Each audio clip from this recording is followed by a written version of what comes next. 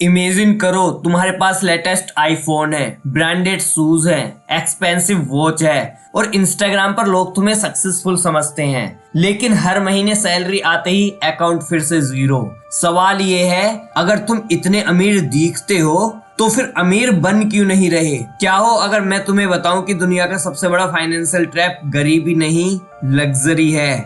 और सबसे खतरनाक बात, इस ट्रैप में लोग अपनी मर्जी से फंसते हैं।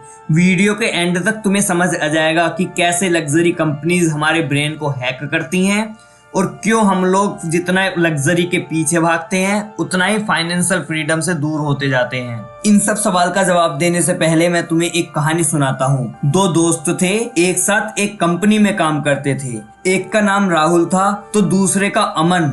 दोनों की पहली सैलरी लगभग बराबर थी। राहुल ने सबसे पहले ईएमआई पर आईफोन लिया, उसके बाद बाइक अपग्रेड और फिर स्मार्ट वॉच। उसके सोशल मीडिया अकाउंट्स पर फॉलोवर्स बढ़ने लगे। लोगों ने बोला इसकी तो लाइफ सेट है। लेकिन वहीं दूसरी तरफ अमन अपना पुराना फोन इस्तेमाल करता रहा, पब्लिक ट्रांसपोर्ट से जाता रहा, अपने एक्स्ट्रा पैसे सीखने, इन्वेस्टिंग और स्किल्स पर लगाता रहा। 3 साल बाद राहुल के पास लग्जरी प्रोडक्ट्स थे तो अमन के पास एसेट्स। अब गैस करो कि कौन सबसे ज्यादा अमीर होगा। यहीं पर लोग सबसे बड़ी गलती करते हैं, लग्जरी और वेल्थ को सेम समझ लेते हैं। रियलिटी में लग्जरी अक्सर वेल्थ का रिजल्ट होती है, लेकिन वेल्थ का शॉर्टकट नहीं। अब एक सवाल, अगर तुम्हें 1 लाख रुपए मिल जाए तो तुम क्या खरीदोगे? New phone, bike, luxury shoes या फिर कुछ ऐसा जो अगले 5 साल तक तुम्हारे लिए पैसे बनाए? सोचो, क्योंकि इसी सवाल का जवाब तुम्हारा फ्यूचर तय करता है। लग्जरी कंपनीज प्रोडक्ट्स नहीं बेचती, वो आइडेंटिटी बेचती हैं। वो तुम्हें ये महसूस कराती हैं कि अगर तुम्हारे पास उनका प्रोडक्ट नहीं है तो तुम शायद सक्सेसफुल नहीं हो। और हमारा ब्रेन कंपैरिजन मशीन है। कोई भी सोशल मीडिया अकाउंट खोलो, हर कोई वैकेशन पर है, हर किसी के पास कार है, हर किसी के पास प्रीमियम लाइफ स्टाइल है, लेकिन कोई क्रेडिट कार्ड बिल पोस्ट नहीं करता, कोई ईएमआई नहीं दिखाता, कोई फाइनेंशियल स्ट्रेस नहीं दिखाता। सोशल मीडिया सिर्फ हाइलाइट्स दिखाता है, रियलिटी नहीं। अगर ईएमआई भी इंस्टाग्राम स्टोरी पर डालनी पड़ती तो आधे इन्फ्लुएंसर अगले दिन गायब हो जाते।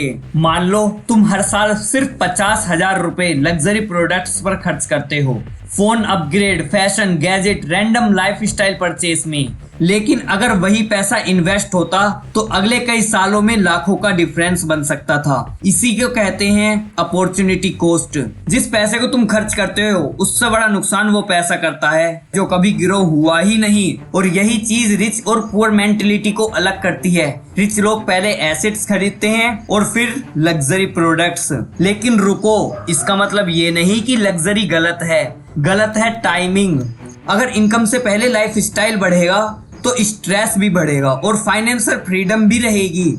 डिफरेंस सिर्फ सीक्वेंस का है। एक और मजेदार बात, बहुत सारे करोड़पति आज भी सिंपल कार चलाते हैं, सिंपल क्लोथ्स पहनते हैं। क्यों? क्योंकि उन्हें इम्प्रेस नहीं करना, उन्हें बिल्ड करना होता है। जबकि मिडिल क्लास कई बार फ्यूचर इनकम को प्रेजेंट लाइफस्टाइल में खर्च कर देती है। यानी जो पैसा अभी कमाया भी नहीं उसकी ईएमआई आज से शुरू। क्या ये स्मार्ट डील है? शायद नहीं। याद रखो, रिच दिखना आसान है, रिच बनना मुश्किल।